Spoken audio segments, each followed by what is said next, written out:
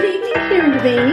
Good evening, Anne Varner. We're a Sugar-Coated Murder Podcast. Are you That's what sure? we do. Are you sure? That's who we are. That's who we are. It's what we do. It's what we do, and we just can't be anything else. No, we've proven to ourselves and many people around us that this is really us, and it just happens to be on a microphone. But pretty much, this is us.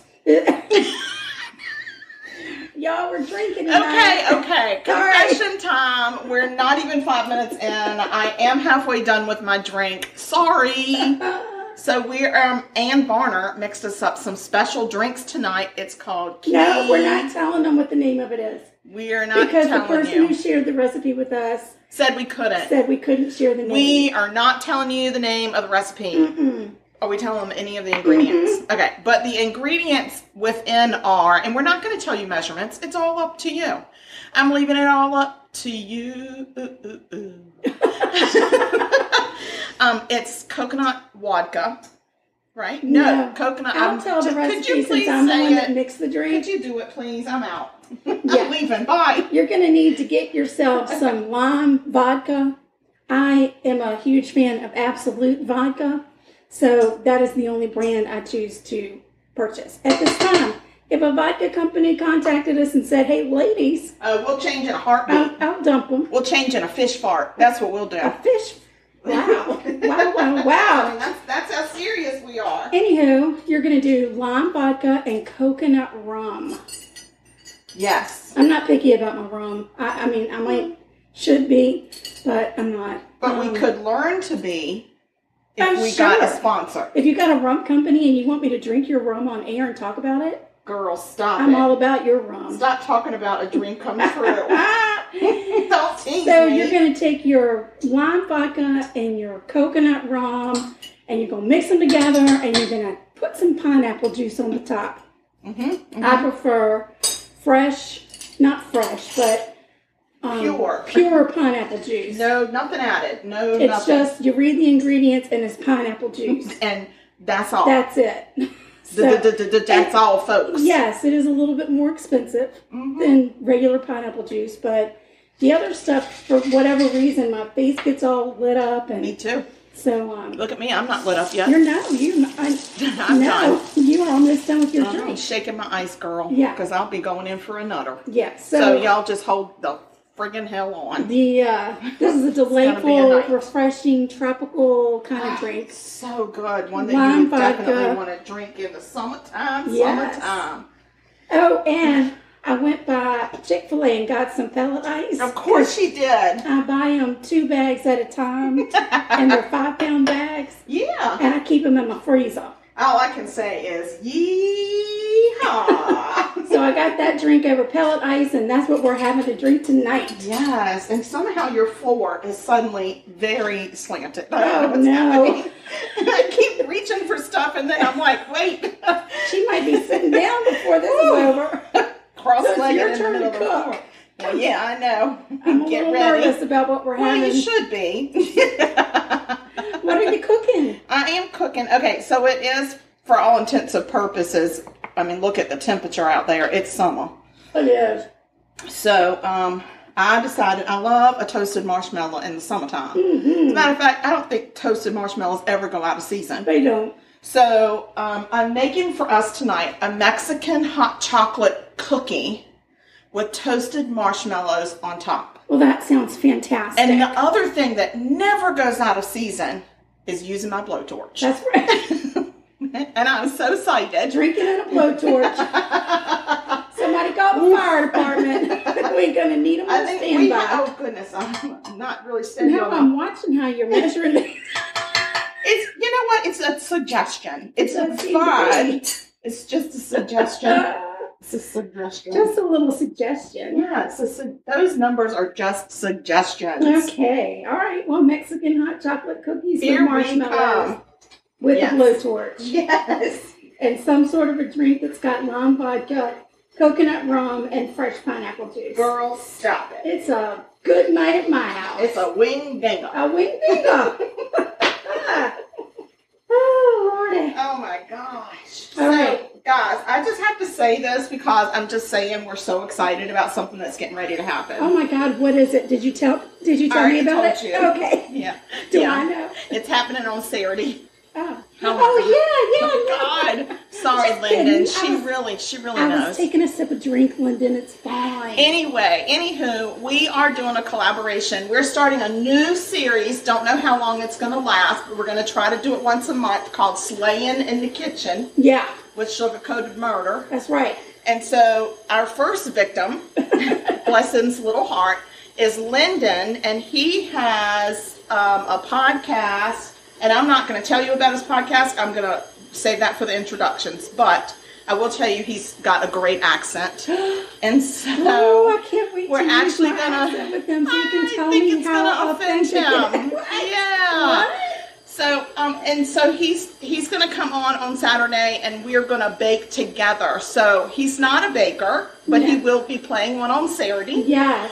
And we've sent him a recipe, and we're going to bake alongside of him, and we'll both be on video in the kitchen baking, and we have a specific murder case that we're going to talk about with him as well. So we're going to start trying to do these once a month. I think it's really fun to see if other people are willing to bake with us. Yes. And then if they actually survive slaying in the kitchen with us. I know. It'll be so exciting. Yeah, so we're going to do that on Saturday, but it'll post on our regular episode night. Right, because our special guest is in a different time zone. He's in a whole different time zone.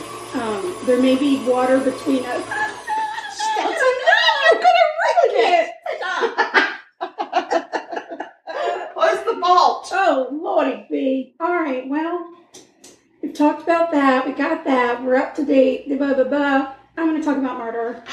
I think you should. Mm-hmm. Dang it. I'm going to do it quick before I have too much to drink. Are you ready? I'm ready. This suggestion was sent to us by our best friend, Annette. I know we have a best friend. Yeah. Her name's Annette. She lives in Iowa. I love her. I love her. I love her. Hey, Annette. Hey, Annette. And she loves us. Yes, she does. She loved us enough to send us a murder. She asked us for a recipe, sent us a murder, and then sent us a recipe. And we're going to do her recipe on another show. Yes, we are, girl. So I'm excited.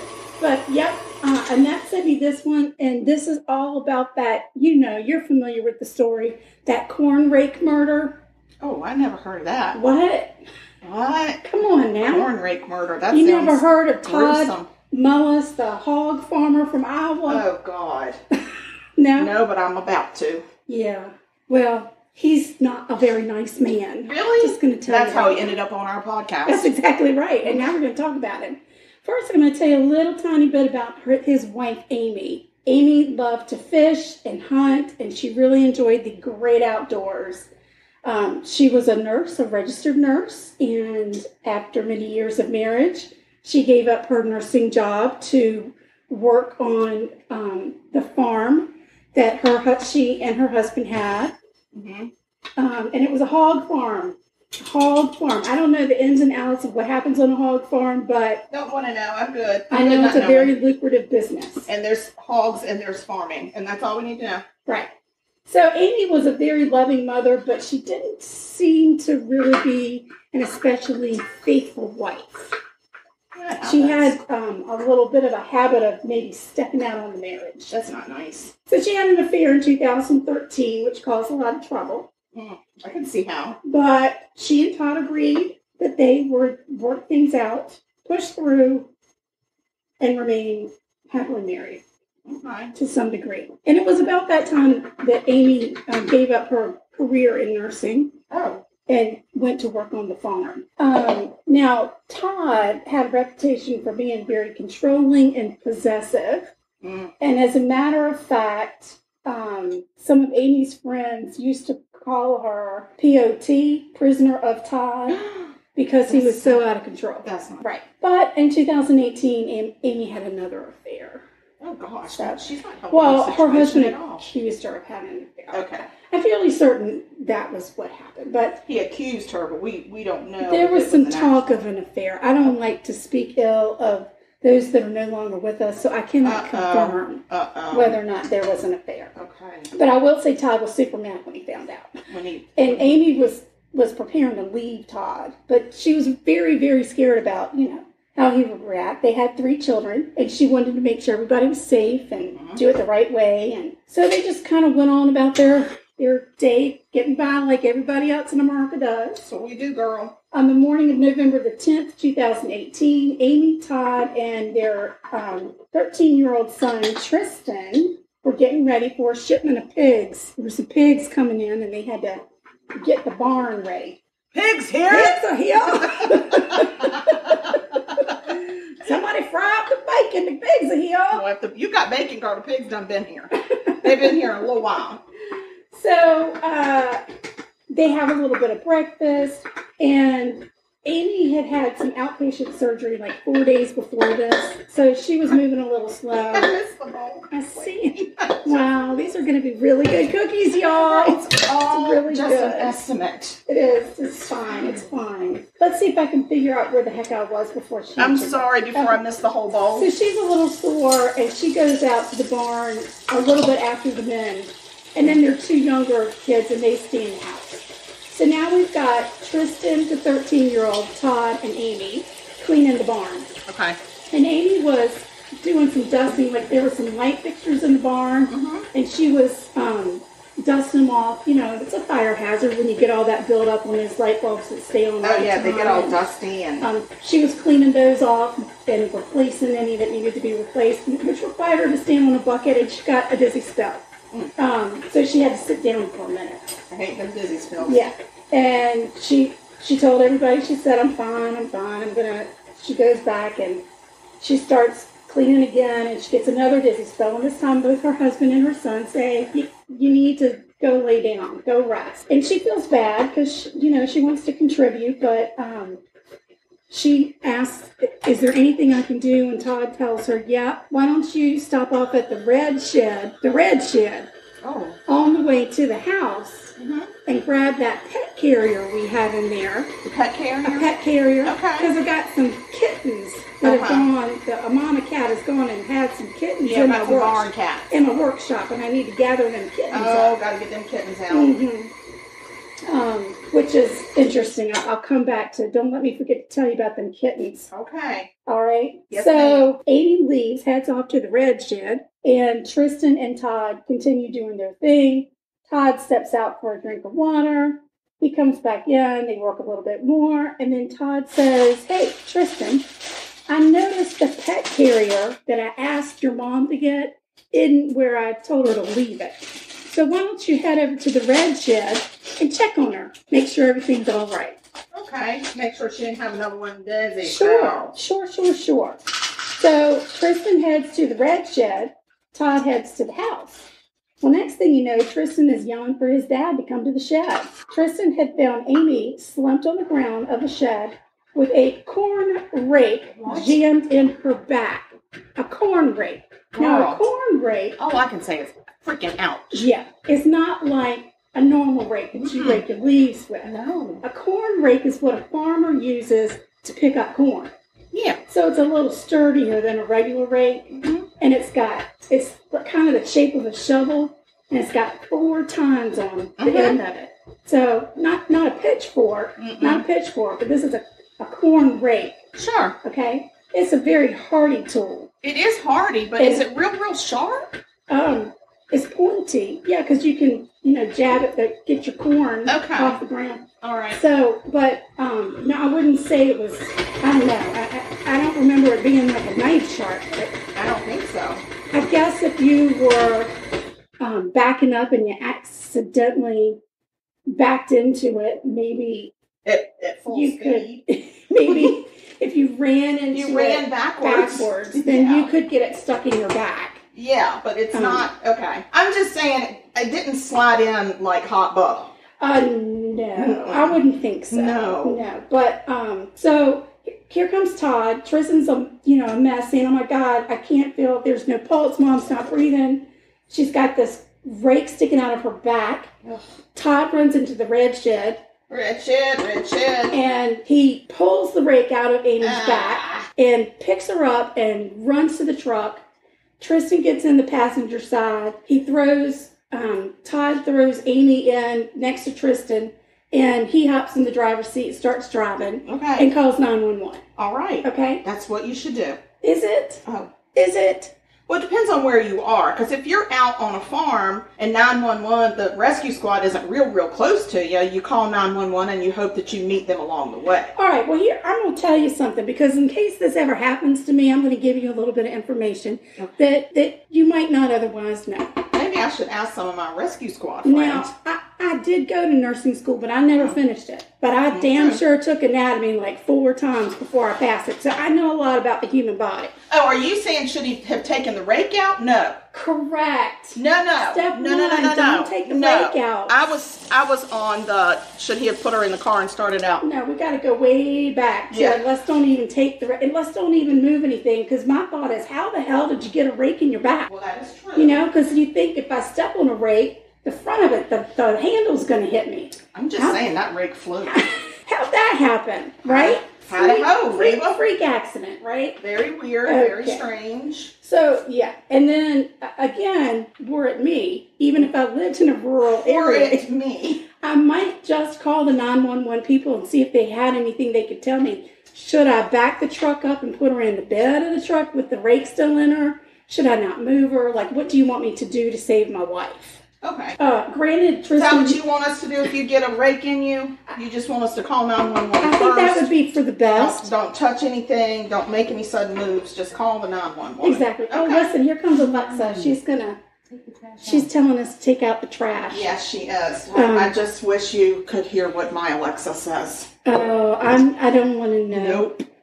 It gets a little crazy up in her house. We're just taking the trash out there. Yeah. No, we don't do that. Sidebar, though, I know I'm right in the middle of a murder, but I will tell you guys, I set my Alexa alarm up, and Keith Morrison, who is our true crime favorite reporter. Yes, everybody knows him. He wakes me up in the mornings now. I'm so excited. Yeah, he doesn't say wake up. He's like, good morning, it's time to wake up. Or is it? He has different little things that he says, and I love it. It makes me happy. Anyway, back to the story. He's calling 911 from his truck. He's driving down the road. The 911 operator asks, did you do CPR? He said no. Is he driving down the road trying to loosen his load? Yes, because he's got a lot of things on his mind. Maybe not a rake in his wife's back. I don't think he's worried about that, to be honest with you. So the operator says, I need you to pull over because we're never going to be able to find you if you keep driving. Oh, God. So just sit still and let us get to you. Sit still. So a sheriff's deputy comes upon him, and he's waving him down. He's got blood all over him because, you know. Well, there was a rake. There was a rake, and maybe not a lot of blood when it happened, but when you remove the rake, then you're opening up everything. So anyway, the sheriff's deputy comes over. Again, he says, have you done CPR? Todd says, no, I just picked her up and threw her in the truck. Threw her right in there like a baseball. The deputy pulls her out and starts doing CPR on the side of the road. Ugh. And then the medics come, and they pick her up, they get her, and they are able to kind of keep her going. She gets to the emergency room, which ironically is the emergency room where she had been a nurse. So a lot of the people there know her. They'll be nice to her then. Exactly. But unfortunately, she doesn't make it. Oh, no. Soon after she's brought into the emergency room, she's pronounced dead. Debbie dies? It's Amy. Oh, shoot. Yeah. Amy. There's no Debbie in my story. Amy. I mean, there may be somewhere along, but so far maybe it was I got a nurse that I knew, and I just ran across. Maybe you're just being a Debbie Downer. I don't really know what your problem is, but it's Amy. Amy's dead. I'm sorry. Amy died. She did. So a good friend of hers happens to be the medical director of the emergency department, and she goes over and she takes a look at Amy's body because what she's heard is there was a freak farm accident and Amy is dead. So she goes over and checks things out. Well, the very first thing she notices... Into the blast chiller we go. Okay. The first thing she notices is that instead of 4 puncture wounds on Amy's back, there are 6, which is very unusual because a corn rake only has 4 tines. Oh, look at this girl. She's a 4. smart little chicken. Well, guess in that area, maybe you know a lot about farming. Maybe she's seen a corn rake in her day. So she also happens to be a medical examiner, and she makes sure. Am I washing dishes with this? Yes, it is a clean new sponge. But don't forget, that side doesn't have the disposal in it. I know. There's no disposing. Anyway, so this lady, makes sure she gets the body to where it needs to be. And she goes in and starts doing her investigation. Meanwhile, the police start investigating Todd. So, Todd? Again, we're going to start out with, why didn't you call 911 when you found your wife, right? Yeah, probably. And why did you take that dang rake out? Yeah, that was a bad thing. And why are there 6 holes and not 4? Right. And I think the 911 operator would have said, you need to leave that rake in because you could do more damage taking it out than leaving it in. Yeah, and it's just going to cause all the bleeding to happen. Right. Let the professionals take care of it. So, now, they also take a look at the marriage. And it turns out that Amy and Todd had been in counseling, and things were not going as Todd had hoped. And they start looking into Todd's activity on the internet, and they get a hold of his iPad. And Todd's been doing some real interesting searches on his computer as of late. What's he been searching for? Places to put the kittens, like homes for the kittens? No, organs in the body, like where they're located. Oh my God. Killing unfaithful women. No, is there a Google search for that? I don't know. What happens to cheaters in history? And here's my favorite. What happened to cheating spouses in historic Aztec tribes? Right? Because you want to know how the Aztecs killed their cheating spouses. Are you sure you want to know? That's random as hell. Another thing investigators figure out is that hog farm was worth millions of dollars. And if Amy was to leave Todd, she would get half. Right. So, that sounds like motive to me, but it does sound like motive to me. And what's up with sending your 13-year-old son That's to check on your wife? Disgusting. That's a disgusting thing. About that's heartless. If I had gone out for a sip of water and I noticed the pet carrier wasn't out, I'd probably mosey on over to the red shed and check on it myself. Check on it my damn self. Ames, not Debbie. Where's that pet carrier? How come you didn't get it out? Especially because I'm controlling and possessive. I want to know. I want to know exactly what you've done but and why. Instead, he goes out and says, 13-year-old Tristan, can you go check on your mama? Because I know exactly what you're going to find. I'm going to go in the house. I'm not going to come with you. Go get a sip of water while you get completely traumatized for the rest of your life. Exactly. I'm going to go get my keys because I have a feeling I'm going to need them. And we'll need to act like I need my keys. Oh, for shame, Todd. Oh, for shame. Todd. So they ended up arresting old Todd on February the 28th, 2019, and they set his bail at $5 million. Oh my goodness, Todd, did you have that money? And he told them in court, I could pay $1 million bond. If you could put it at $1 million, I could pay that, no problem. Oh, then I'd have been like, okay, well then it's $6 billion. Nobody changed it. It stayed at $5 million. Like, they didn't do him any favors? So he hung out. But are you kidding? Oh my gosh, Todd, I'm so sorry that the court treated you that way. Listen, this tells you how the crime rate is in this part of Iowa. He was arrested February 28th. His court went to trial in September. He went to trial in September. His court. God, I don't know why his court. He went to court for his trial in September of that same year. Of that same year. Lord have mercy. I know most people are sitting on the dock of the bay. The dock of the bay for forever. Yeah. So it took the jury 7 days to find him guilty of first-degree murder, which in the state of Iowa, you have a mandatory sentence of life in prison without the possibility of parole. Just before the reading of the sentence, Todd's attorney filed a motion for a new... I'm sorry. A new trial, and there was another motion that had something to do with arrest of judgment or whatever. It all came down to them being mad because in one of the recordings of Todd being interviewed by the police, maybe they left the room or something and left the tape playing, and he might have said cheating whore, whatever. Oh, Jesus. And his attorney didn't feel like the jury should have heard They it. shouldn't hear that. So nobody should be saying it the either. judge said denied, and then he sentenced him. So here's the thing that kind of makes me mad, though.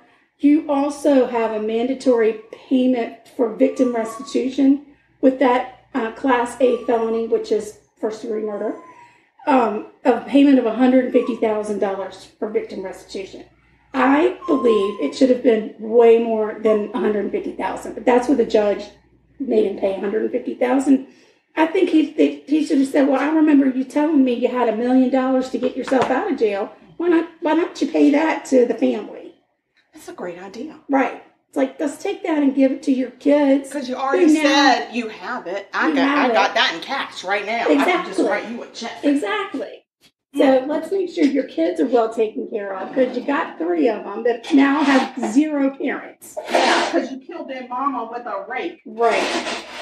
Well, so the judge did $150,000, which I think is just a bunch of BS. That's not enough. But good news, because Amy's family has gone in, and in December of 2020, they filed a wrongful death suit against Todd. Oh, super. I like that. So that is awaiting trial. Gotta hit them where it hurts. And they didn't ask for a certain amount, but asked the court to come up with a fair judgment. So I'm hoping that, maybe what will happen Hopefully is they come back and say all of it. Like they'll sell that farm and then give the kids the money so it would be so nice. They could get educations and any kind of therapy they might need because their dad's a murderer. And that 13-year-old will never be able to unsee that. Yeah. So evidently that happened in Annette's part of the world. Annette, be careful out there, honey. I know. You're our best friend. We worry for you. And we will post a picture of what a corn rake looks like for those of you who do not know. Yes. I have a picture and we'll show you what that looks like. I'm excited to see it myself. You can determine whether or not you think it could somehow miraculously, maybe she fell into it, like she backed up into it. Then she was like, lean forward. And then she went back. Lost her balance because she was drinking some good vodka. Let me tell you, I forgot to tell you about the cats, remember? Don't forget to tell us about the cats. Well, there were surveillance cameras, of course, because it's a hog farm. You're going to have surveillance, right? All over the place. Yeah. Well, especially Mr. Control Freak. Got to know what Amy's doing every day. Those damn cameras were off. It seems Todd felt like probably the cats had gotten it there. I think he felt like they needed privacy. And it had mysteriously come undone. I think he felt like those kitty cats needed privacy. Blame it on the cats. I think it was the cats the whole way through. Yeah. The cats turned off the cameras. The cats scared her and made her back really hard into a And then when she tried to get up, they jumped and pushed her back. Here's another thing about the puncture wounds that the medical examiner said. They were going in 2 different directions. Oh. So it's like she backed into it and they were going up and then she came out and somehow she was able to flip that rake over, so then they were going down. It's the kitty cats. They're super cats. No wonder he needed them in a carrier. Oh, yeah. Yeah, so that's it. That's the corn rake. Way to go, Todd, you big dingleberry. The corn rake killer. You big corn rake asshole. Watch your mouth. I mean, that's not the F word. It doesn't matter. All right. You big a-hole. There you go. Mm-hmm. There you go. He really SUCKS's. Oh.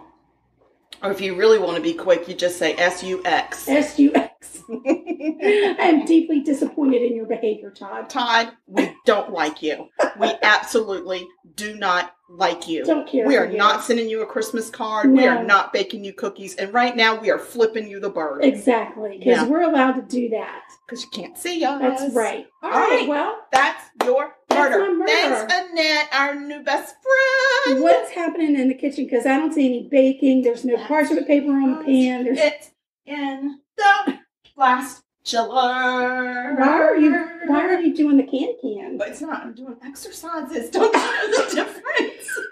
It's exercising. What were you trying to do just now? Just touch my knee. Like, get it up close enough to touch my knee. Touch your knee with what? My hand. Well, it's not working.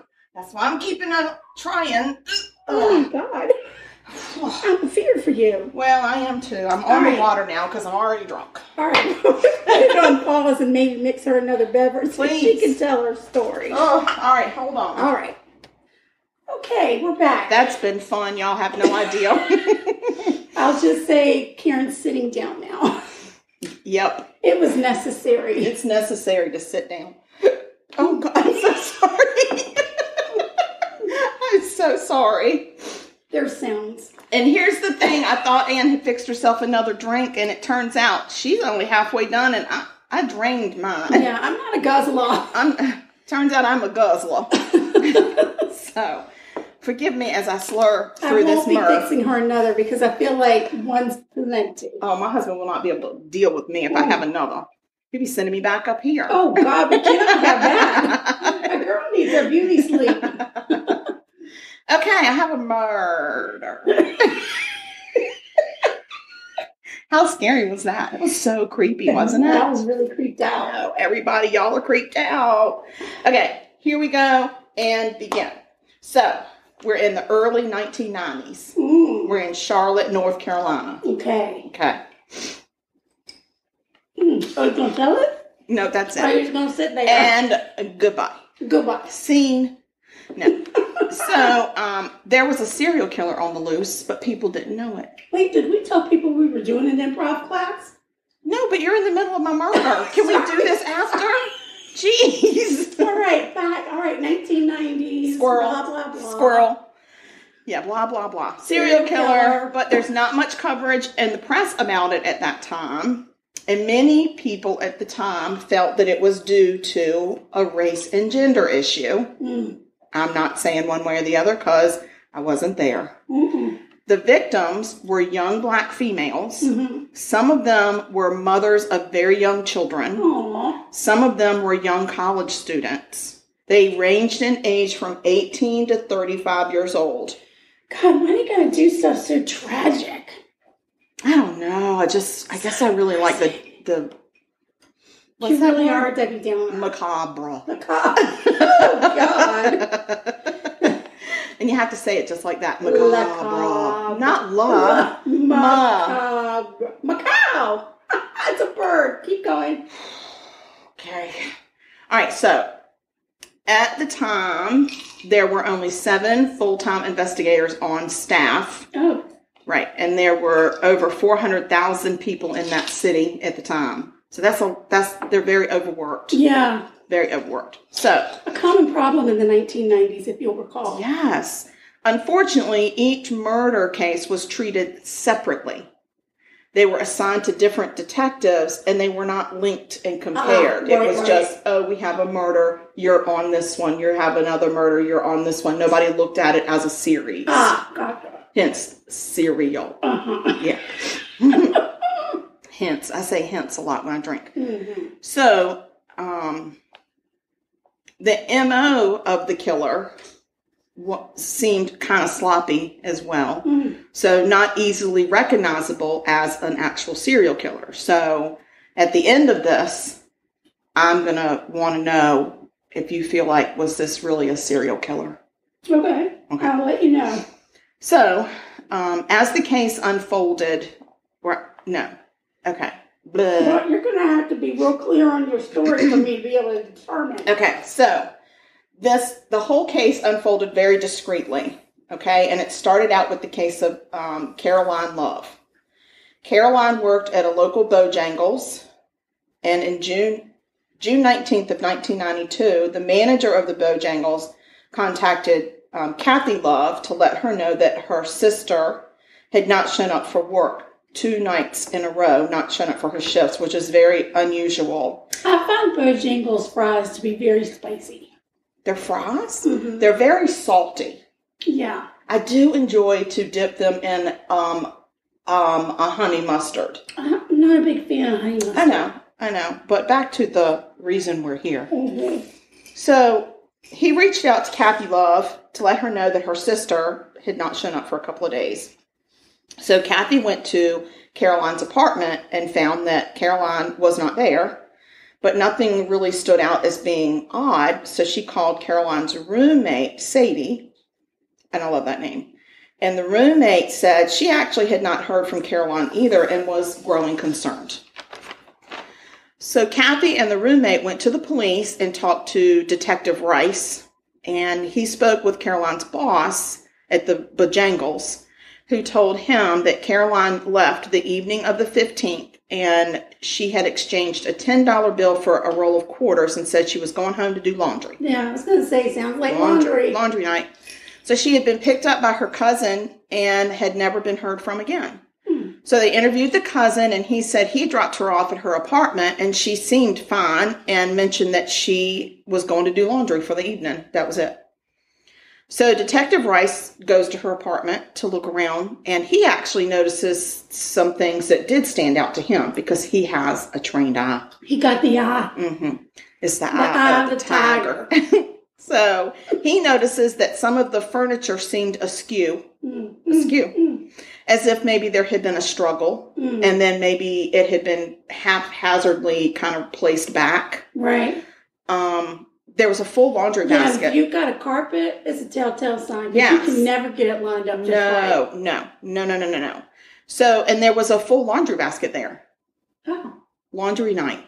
That's weird. Laundry, was it clean or dirty? Dirty. Dun, dun, dun. And there were no sheets on her bed. Oh. But they were not found in the laundry basket. Oh, no. And the roll of quarters was not there. Somebody stole the quarters? Seems like it. So, Caroline Love was listed as a missing person with possible foul play. All the leads that they got went nowhere, and the detective is absolutely stumped as to what happened. Like, there is nothing. There's no clues. There's no fingerprints. There's nothing. So, it really kind of just dries up and goes nowhere. Oh, I hate when that happens. So 7 months later, February 19th, 1993, Sylvia Sumpter. Well. Can't read your writing. Sumpter. I'm going to say Sumpter, but it could have been Sampter, but I think it's Sumpter. Sylvia, she arrives home from work in time to make dinner for her daughter, Shauna. Shauna was a commuter student at Piedmont Central Community College. Her daily routine was that she attended class while her mom worked, and in the afternoons, Shauna would pick up her godson from school and drop him off, and then go home and do homework or go work a shift at the Taco Bell where she worked, and then she would return home and have dinner with her mom. Nice. So Sylvia gets home, and Shauna's purse and coat are there, and it's February. So normally Shauna would have her coat on, and she never left anywhere without her purse. So there was no Shauna. So Sylvia calls Taco Bell, and Taco Bell says she wasn't even scheduled to work. So she wasn't there, and they weren't expecting her. So then she calls Shauna's boyfriend, Daryl. And Daryl says he has not heard from her all day. So Sylvia is really getting worried. She finds out Shauna never got the godson from school either. Oh, golly. So she's like, this is so out of character. So she is in an outright panic. She calls Daryl again, and he comes over to console Sylvia and try to figure out if they can figure out where she is. So they start searching the house for clues.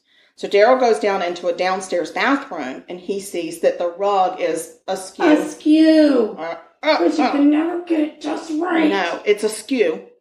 And also, it's soaking wet. Oh, no. And he's like, this is so weird.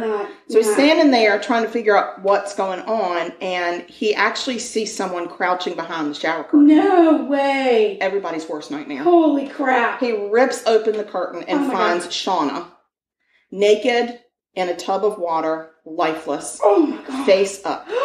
Lord have mercy.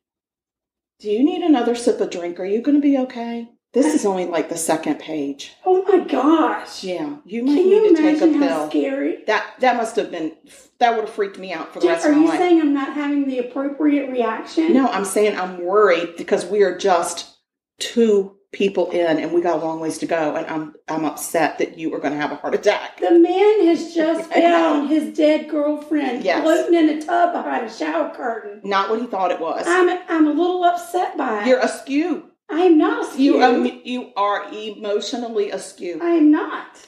I know exactly how I feel.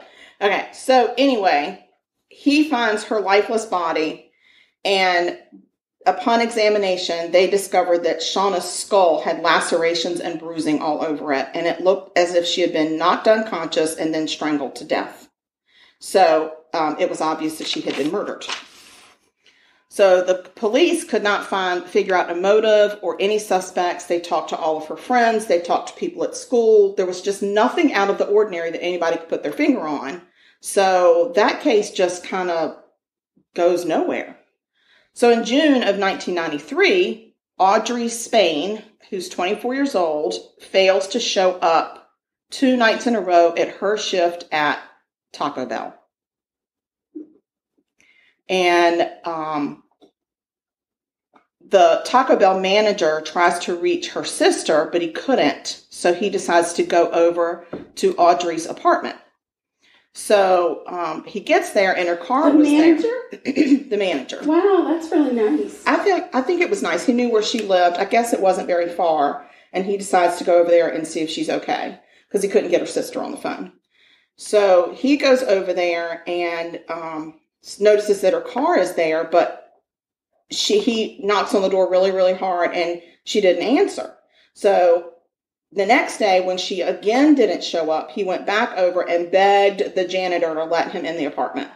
So the 2 men enter the apartment, and they find Audrey dead on her bed, unclothed, and strangled with several articles of clothing, including her bra, which really pisses me off. I do. And the clothing was actually still around her neck. So in 1 year, we now have a missing person and 2 murders that involve young Black females in their homes, no forced entry, no witnesses, no suspects, but nobody's connecting these murders because they're being investigated by different investigators and they're not talking. But from what you've said so far, they don't seem to have the same MO. You're right. They don't. The only MO is the victim, the race and the gender of the victim, where it happens. Pretty much. That's the only thing. And when you're talking about a city of 400,000 people, they're probably not the only young Black females that were killed during that time. Yeah, I'm sure that. So I get why they didn't connect them. No, they did it. They weren't making the connection. So it's good, nor am I. Okay. I'm not making the connection. No. So on September 15th of the same year, Michelle Stinson is found in her kitchen by her 2 young sons, 3 years old and 1 year old. Oh, man. In a pool of her own blood. She had been raped, then stabbed, and beaten, and then strangled. And the police start thinking, maybe there's a connection here, but the MO is not lining up. Right. Like it just, now, is it that whoever's doing this is adding a feature, an MO feature each time? Like, did he start out one way and he's going to do it that way and then add something? They're like, this is kind of weird. So the lead honcho of all the detectives. Does this last girl work at a fast food restaurant as well? No. Okay. So now we've taught. It's not the Taco Bell or the Bojangles killer. No, but she is in her home. So it's like, so is she connected? Is she not connected? We don't know. She had been strangled, but they couldn't tell what she had been strangled with. Right. So. Thank goodness it wasn't her brassiere. She did not have a bra wrapped around her, which is good. So the lead honcho detective is assigned by upper brass to pull all of these cases together and try to figure out what are we missing. So, and then the crimes go quiet until February of 1994. So then they're like, did we have a serial killer? Did he just stop? Like, what's going on? So the next thing that happens is February 1994, Vanessa Mack's mom arrives in the wee early morning to pick up Vanessa's 4-month-old grandson, so Vanessa could go work at her early Sunday morning shift at the Carolinas Medical Center. She was picking up Vanessa's grandson? She was picking up her grandson. Okay, Vanessa's son. Vanessa's son. Gotcha. Yes, so that Vanessa could go work her shift. And it was like, she was supposed to be there at 6 o'clock in the morning. She was actually there a little bit earlier. When she arrived, she noticed that the door was ajar, not askew. Right. And then she called out to Vanessa, but there was no answer. So then she sees the 4-month-old asleep on the couch. Oh, Lord. Right. And he has on his play clothes from the day before. Oh, Lord. And we all know babies grow dirt and you change them constantly. And so she was like, this is really weird. Right. So she goes back in the bedroom and she discovers Vanessa's lifeless body heaped on a bed amongst a bunch of covers. And at first she didn't even know it was Vanessa. She thought it was just a bunch of covers. Mm-hmm. And then when she went back in, she was like, oh my gosh, I think that's a body. And it was Vanessa. Mm. Vanessa was partially clothed, strangled with a pillowcase. Mm. Yeah. Now the police are saying, okay, somebody's doing something to these women. We don't know if maybe it's multiple people, and that's why they're all a little bit different. So they're confused, but they can see, okay, we think that there's a connection. We're going to start treating it like it's a connection. So in March. Maybe it's like twins or triplets or something, and they're all siblings and they're doing it. But everybody has their own style. Mm-hmm, mm-hmm. So that was in February that Vanessa got discovered. Of 94. 94. March of 94, there are 3 more murders in 3 days. The 9th, the 10th, and the 11th. Dang. Hmm. So this time, the crime scenes are a mess. Oh. Not bloody, sloppy. Oh. Not cleaned up. There were fingerprints left behind. It just like everything was askew. This must be the middle child. Yes, this is the middle child who's like, I don't even want to freaking do this. Right. I don't give a crap. Just let me check the box and get the hell out. So now they've called the FBI in. And at first, the FBI didn't even see that these killings are from a serial killer. They're like, this doesn't fit a serial killer MO. Serial killers are very organized. Serial killers usually have a kit that like a kill kit that they take with them. Right. This guy is using random items in the person's house. Well, maybe he didn't study up on what serial killers were supposed to do. Obviously. And he's just playing it by ear. Like, let me see what I can find. So these patterns, maybe the patterns of his MO. is that he doesn't have an MO. Right. Maybe that is his MO. Sure. Because they're saying the patterns are too loose. So the strangulations had been different in every single case. They had been strangled with something different. It was something that was already in the house, which seems like more of a crime of opportunity. Correct. There were signs of rape on some, but not others. Mm-hmm. So they were just like, there's something is not right. We're not making the connection. And they didn't even consider the case of Caroline Love part of any of this. Because she's still not been found. She's missing. Right. Yeah. Right. So she's not even, they're not looking at her as. Oh crap. I hope she's not the one doing it. Listen. Lord have Don't tell my story. Oh. So, March 9th, I'm going to go through these March murders. Okay. March 9th. Okay. Betty Balcom. Okay. She missed her shift at Bojangles. Okay. The same manager that Caroline Love worked for, still working there. She worked for him. Mm-hmm. He immediately is concerned. He's like, oh, God, I've got another employee, female, not showing up for work. I've done this before. So the next day, when she doesn't show up the second time, he calls police. He's like, I ain't going to anybody's apartment. I'm calling the police. Yeah. So the police go to her apartment, and they find Betty face down in her bed. Oh, Betty. Strangled with a towel noose. Oh, Lord. Yes. Fully clothed. She had been dead more than 24 hours. Mm. And her apartment was in complete disarray from the struggle. Did you say her apartment? Her apartment. Apartment. Yes. Her department. Department. I thought you said apartment. No, but I did say it kind of quickly. Quickly. Her apartment. All right. Okay, so, but this time they noticed there's a missing TV and VCR. Oh, dang. They didn't notice anything missing before. Right. In the other apartments. Maybe they didn't have a TV or VCR. We don't know. We don't know. And this time, Betty's car was missing. Damn it. So this is all new. So now Who took Betty's car? Who took Betty's car? So they start checking local pawn shops for the TV and the VCR. Right. And then they actually, as they're driving around, Here we go. We're checking all the shops. Nobody can see you driving. Okay, so well, I'm driving. Do. And I'm using my notebook as the steering wheel, everybody. Just imagine. It all makes sense. Okay, so they're looking, and then they get a call from dispatch as they're searching these pawn shops. And there was a boyfriend of a woman who just called and said he found his girlfriend dead. Lord have mercy. So when they arrive at this place, they realize they're in the same exact complex as where Betty was. They were just there. Oh, golly. So they're like, what the hell? So, and they were there earlier that day. So this is the same day. Mm-hmm. And then they get called. So this apartment, again, complete chaos. Brandy Henderson had been discovered by her boyfriend when he came home from his night shift job. He found the apartment to be ransacked, and Vanessa had been strangled with towels. Oh, so we do have towels. Okay.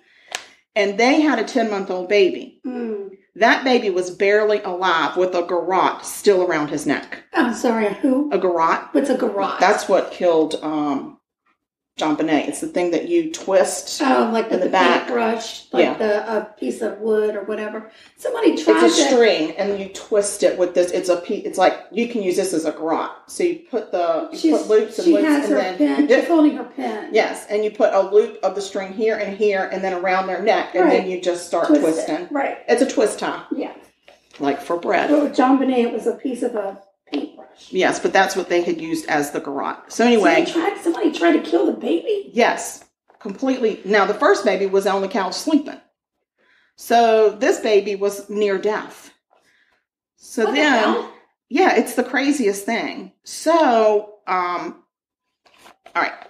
The lead detective called all the detectives in and said, we are going to sit in this room.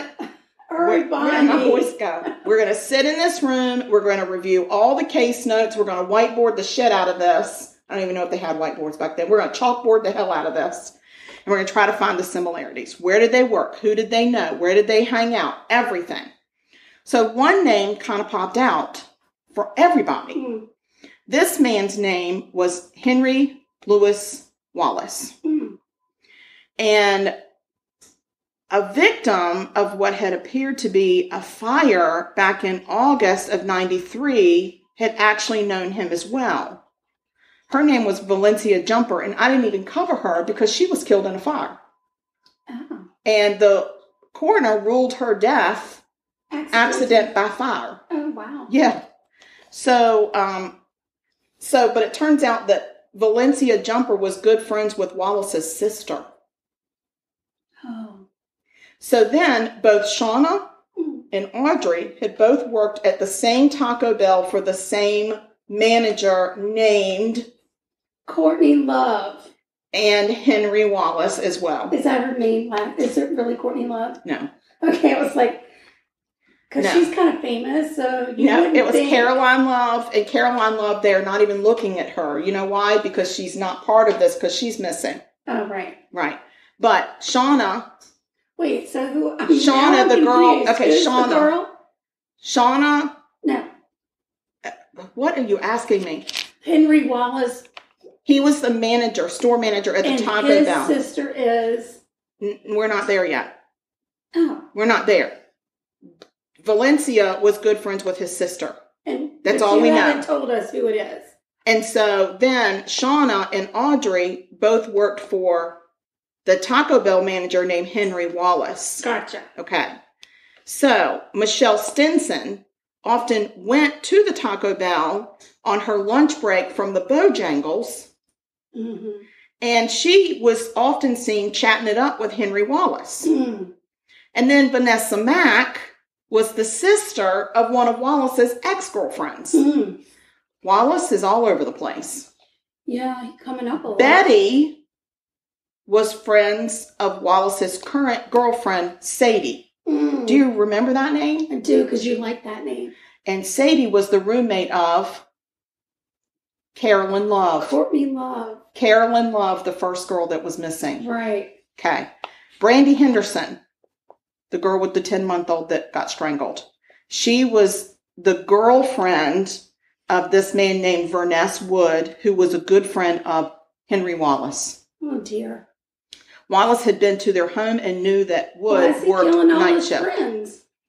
So Wallace's current girlfriend, Sadie McKnight, was the roommate of Caroline Love. And then they go, oh my God, Caroline Love, she was missing. We know who she is. So now she's in this mix too. Okay.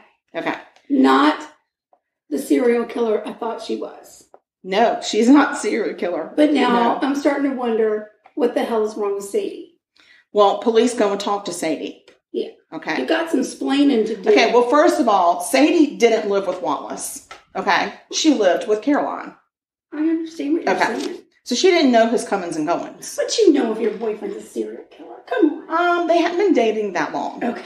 Okay, so when they go talk to her, she is shocked when she realizes that they are actually saying that he is a serial killer. Mm. And she's like, there's no way. He is gentle. He's such a nice guy. Like, it's crazy. And he's this little guy. He's just this little nice guy. And he's got a full-time job and he works hard and he's nice to everybody. Everybody loves him. So, but then she goes like that. Oh, she hit her head with her palm because, again, you guys can't see what she's doing. No, but if you could, you would be doing it with me. Because she realizes that she recently... did not have her V8. No. Recently, he had given her some jewelry. Oh, Lord. She got and the dead jewelry that he gave her seemed kind of familiar. Sticky, like it had a sticky red. No, it just looked familiar. And she realizes that it was once Caroline's jewelry, her roommate's jewelry. Oh. She's wearing her dead roommate's jewelry that got killed by her boyfriend. The girl's like, holy F-U-C. Wow. And Karen is the last one. So Karen is the last letter. Oh, so, I'm like, what are you talking about? She was actually, somebody named Karen's in this too? So she was actually wearing those earrings in the interview. Lord have freaking mercy. The flipping hell out. Were they made out of hair? Because some people like hair jewelry. No, they were not. They were just some, I'm going to say they were just some silpata jewelry. Oh, okay. I don't know what they were. Why you got to bring silpata in it? Because I couldn't think of no other kind of jewelry. All right, so they go on March 11th and they arrest Wallace. As they're transporting him, they get another phone call. Somebody else? Another body has been discovered. Is it Courtney Caroline? No. Oh, damn. Excuse me, I gotta wet my whistle. Deborah Slaughter, which is an unfortunate name, had been found in her apartment. Raped, beaten, stabbed, choked. And she had a piece of linen cloth stuffed down her throat in her windpipe. Oh, that's not nice. And she was his last victim. And she was a friend of Wallace. She was like, there was a direct connection. They were friends. I'm going to have to check my friends. I know. So he killed her less than 48 hours before they arrested him. Mm. So eventually he goes to the police station and he's there for hours upon hours upon hours. And he actually confesses to all 9 murders, plus tells them in 92 he killed a local prostitute. And he dumped her body in some woods. And oh, by the way, that's also where he dumped Caroline. Oh, wow. Yeah. So in his confession, he gave some really gross and chilling details that I will not put down on paper. Thank you. I read every one of them. And I might not have slept too good last night because it's awful. So, and his motivations were always sexual, but he didn't always succeed in raping the person. Right. But Shauna, he had raped her, but he put her in the tub and they never picked up that she had been raped because he had washed her body. Gross. So I know. So, and it really was him by himself? By himself. Dang. He was just sloppy. Just out of control. So he said the robberies did help with his heroin addiction, though. So that's why occasionally he would steal some things. So glad they But he tried to steal things that were not obvious. Like he took $50 in cash out of Shauna's purse. So nobody but she would know. had a lot of cash in there. Right. So he just took 50s. 50. Right. He did take the roll of quarters, but he thought nobody's going to know. Because he had to do laundry. Duh. He needed some, I guess you can pay for heroin in quarters. I don't know. But you got to wash the blood out. He didn't do laundry. He bought heroin. Are you sure? Because he might have had to do laundry. He didn't do no laundry. What if it got on his Bojangles uniform? Well, that's true. He did work at Taco Bell, though, so I don't think he wore that Bojangles uniform very often to Taco Bell. All right. Well, you don't know. So he said it felt really good to confess and unburden himself. Oh, I'm so happy that he just felt good about himself over this. Wow. At one point, one of the detectives alluded to the thought that maybe he was schizophrenic. Maybe. But Wallace said, nope, there's only one Henry, and that's bad Henry. Oh, dear. Yeah, so Henry is just an asshole. So before trial, Wallace tries to have his confession suppressed because he said it was coerced. Of course. But when they looked through the hours upon hours of tape, they realized not only was it not coerced, but the man wouldn't shut the hell up. Right, he was volunteering information. He had diarrhea of the mouth. Right. So they go to trial, and the defense tried to present that Wallace was an emotionally unstable and mentally ill man because of his past. There was this whole paragraph that I read about how he was raised and boo-hoo and blah, blah. I don't care. Right. Me no care. So I didn't write it. I don't believe you. No. So the jury also said they don't care. Yeah. And so they convicted him of 9 counts of first-degree murder. They sentenced him to death. Goodbye. Bye. All of his auto appeals have been denied. He is in Central Prison in Raleigh, North Carolina. And it's really crazy because where I went to college, we were only like 2 miles from that maximum security death row prison. Why would you put a girls' college there? I don't know. Oh, no. So anyway, when he first arrived at Central Prison, he had to be separated from the general population because he was easily drawn into fights because he would go into a rage. Right. But at only 180 pounds, he really came out on the losing end of all of those fights. Wow. Now he weighs 400 pounds. Lord have mercy. And he is no longer separated, and he's in general population with everybody else. Because he can fend for himself. Seems like it. But I do want you to know that in 1998... How did he get to be 400 pounds? They eat a lot of bologna and white bread. I just don't understand how you can be 400 pounds in prison. I suppose he's eating pretty good. I mean, he's been there since the 90s. Are you sure he didn't like beef up? Is it all muscle? Oh, I think he's fluffy. Oh. he's a rotund fella. Wow. Yeah. So he must get a lot of little Debbies. Well, I'm gonna tell you something. Here's something. In 1998, there was a prison nurse, and she married Wallace. That is just like, come on. So very sweet. So. She still visits him regularly, and she probably sneaks him little Debbies, and that's why he weighs 400 pounds. Wow. She still visits him. That's so nice. So I think I'm not should going go to visit Bad Henry. I don't want to go see Henry. I want to go throw bologna and little Debbies at this stupid prison nurse that comes to visit him all the time. I don't want to do that either because she probably got some nasty connections out there. Probably because she was the prison nurse. Right. And then she gave up her career to marry him. Yeah. She bad. Ew. Are you sure she gave up her career? She doesn't work at that prison anymore. Well, but she could work at a different prison. Well, she doesn't work at that prison. It just said she gave up her career at that prison. Yeah. So, I don't know. I mean, I would be... The only reason I'm going back to Raleigh is to go to Char Grill. I can agree with that. But I will say that I don't think that if you are married to a prisoner that's on death row that you should get to be a prison nurse at any prison. I personally agree with that, but I mean, I'm not one to make the rules. No, you're not one to make the rules, but I'm just saying, if they asked you your opinion, what would it be? I would say, no ma'am, you may not marry a death row inmate at your prison or any other prison for that matter. Or... he has been found guilty by a jury of his I don't peers. think that prisoners should be able to get married while they're in prison. Sorry. I just don't think that's something, especially if you're there on death row. No, it's all about the freaking rates. But I definitely don't think that she should be able to be a prison nurse anywhere in the whole world. Not just our country, the entire world. Right. If she is married to a guy in prison. I just think that's, somehow it's conflict of interest. So, anyway. Maybe she... That's not murder. There you go. Well, that was a murder. That was mini. Guess what he's called? What? The Taco Bell Strangler. Oh. That's how I found him. Wow, Taco Bell Strangler. Yes. Yeah, so here's the question. You were trying to Google Taco Bell near me and Strangler came up instead? It did. Wow. Yep. because he was in Charlotte, North Carolina. Wow. And somehow when I Google things, Verizon thinks I'm in Charlotte, North Carolina all the time. Because you bought a new phone, I'm sure paid a pretty penny for it, but I have a sneaking suspicion it was repurposed. And it was originally connected to a tower in Charlotte, North Carolina. Right. But the question is... It belongs to a prison nurse. Or a prisoner. So here's the question. Was he truly a serial killer? I do believe he was. I don't. Well, because serial killers, they kill strangers. I know, but I think that you can... And he was very sloppy. I don't think he should get to be a serial killer. I think he just has to stay the strangler. Oh, no. I think he's a serial killer. Because they're the worst of the worst, right? Yeah. And I mean, he killed people that he knew. He did. Like, that's how he got in their houses and there was no forced entry. Right. Yeah, come on in. Yeah. They were like, oh, hey, Henry. Oh, my God, you're such a nice guy. Yeah.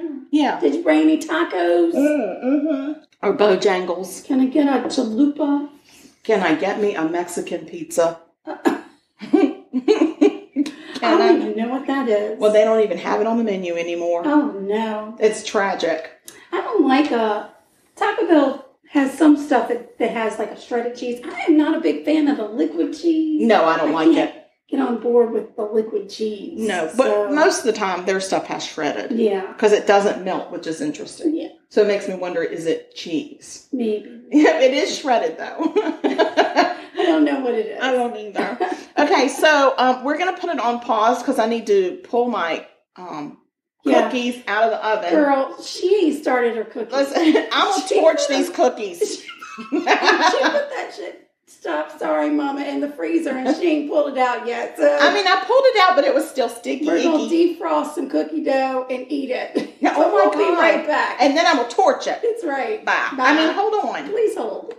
We're back. Hi, y'all. We're back, and I got to torch things, and I only set a couple of fires. It's no big deal. The fire department didn't even have to come. So it's amazing. It's the first time in a long time there's no fire in my kitchen. Yay! So we're gonna taste these little suckers. It smells good. That is delicious. I enjoy that. I enjoy. Well, guys, y'all need the recipe to this. They're very chocolatey. They have chocolate chips in them, and they're chocolate. And it's really good chocolate. It's delicious. Yeah. You did a really good job. Thank you. And it's got little toasty marshmallows on it. And I can taste that chili just right a in the little back bit. of my throat. And it's got some little salt flakes on the top. It's very delightful. Yeah, you're going to want this recipe, y'all. It gets all the good taste buds. It's good stuff. All right, guys. Well, next batch is ready. Why don't you start talking about social media? Okay. Do you know what to do in there? Okay. We have social media. We have Instagram. And our name or handle or our personality on Instagram is at Sugar Coated Murder. Yeah. So easy to find us. We also have 2 Facebook pages. Those Facebook pages are...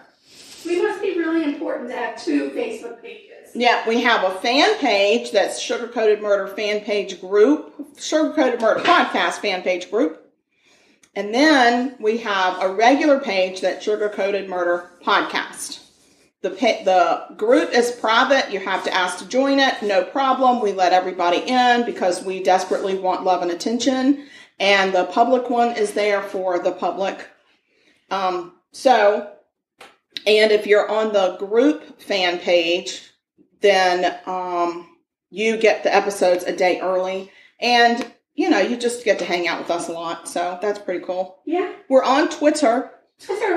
We're on Sugar Murder. We're at Sugar Murder on Twitter. We're just a couple of twits. We are twitting away. We're on TikTok. Don't remember that one. Sugar Coated Pod or Sugar Coated Murder Pod. I think that's what it is. Something. Our email is the most important part right now. Yes. Because that's how you send us email to let us know, A, you like us, B, what kind of murder you want us to do, C, ask for recipes, B, suggestions. I went backwards. And number 4 is... I don't know how to use this. I know you don't. It's good. I'm going to figure it out. Okay, because I did without directions. It's the craziest thing.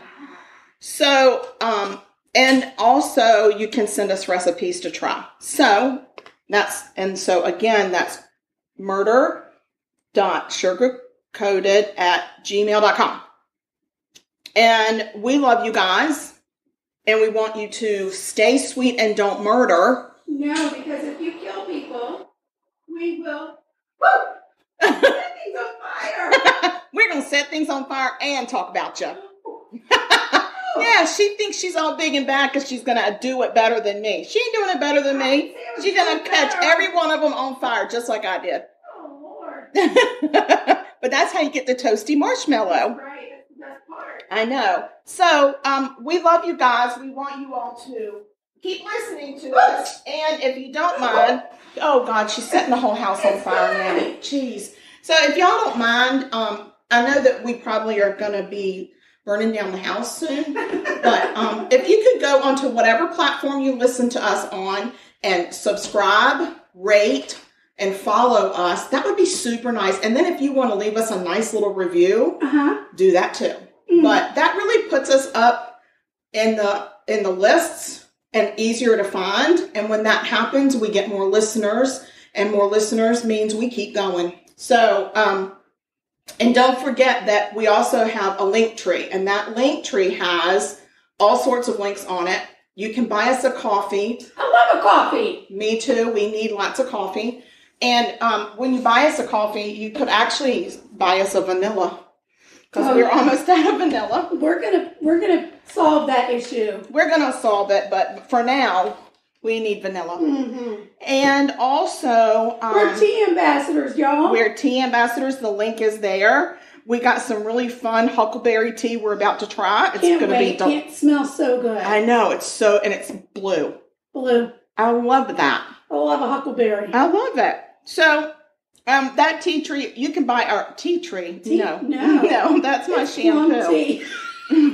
The link tree has our affiliate link to buy tea. Yes. It's got our merchandise links on it. Yeah. And it's also got some of the major platforms, and you can easily go in there and hit that link up as well. Yeah, you can order a face mask even if you wanted. Yeah, or an apron. Oh my God, how fun. Yes, you can be a part of us. You could be part of the sugar-coated murder baking team. Yes, and we have exciting stuff coming also for your Echo Dot, so stay tuned for that. Oh my golly. Yes. Also known as Alexa. And eventually it will, she just went up. Go to bed, Alexa, go night-night. And also Google Home, which I think she's in direct competition with. Mm-hmm. So right. I think they have arguments and stuff. Mm-hmm. So that stuff is coming, so stay tuned. And guys, the next time you hear us, we'll be cooking and slaying in the kitchen with our friend Lyndon. Oh, cannot wait. Mm-hmm. Ta-ta. Bye now. Bye.